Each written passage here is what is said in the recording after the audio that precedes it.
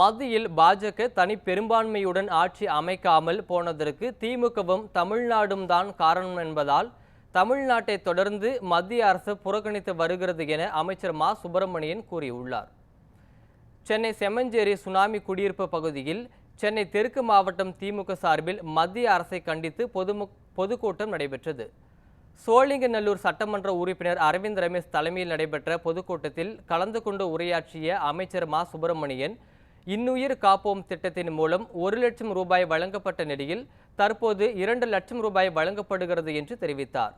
2014ஆம் ஆண்டு முதல் மத்தியில் ஆளும் பாஜக அரசு தமிழகத்தை தொடர்ந்து வஞ்சித்து வருகிறது என்று கூறிய அவர், வருகிற சட்டமன்ற தேர்தலில் பாஜகவுடன் அதிமுக கூட்டணி வைப்பது தொடர்பாக எடப்பாடி பழனிசாமி முயற்சி செய்து வருவதாகவும் அமைச்சர் மா சுப்பிரமணியன் விமர்சித்தார்.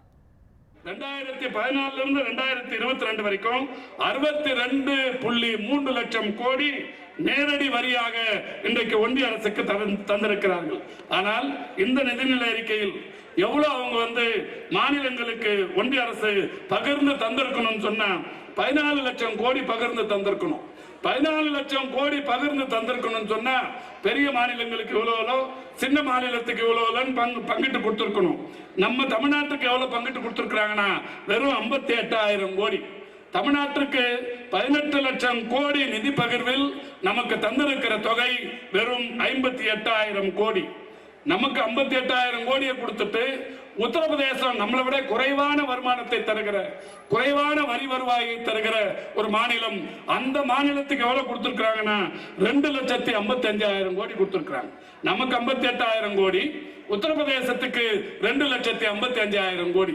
உத்தரப்பிரதேசத்துக்கு கொடுத்திருக்கிற இந்த 2,55,000 கோடி எதையோட ஒப்பிடலாம்னா தமிழ்நாடு, கர்நாடகா, ஆந்திரா, கேரளா, தெலுங்கானா இந்த எல்லா மாநிலங்களுக்கும் சேர்த்து இந்த நிதிநிலை அறிக்கையில் தந்திருக்கிற ஒட்டுமொத்த தொகை 2,24,000 கோடி. 5 மாநிலங்களுக்கு தந்திருக்கிற நிதி 2,24,000 கோடி. உத்தரப்பிரதேசத்துக்கு தந்திருக்கிற நிதி 2,55,000 கோடி. இது ஓர வஞ்சனை இல்லையா? இது பாரபட்சம் இல்லையா?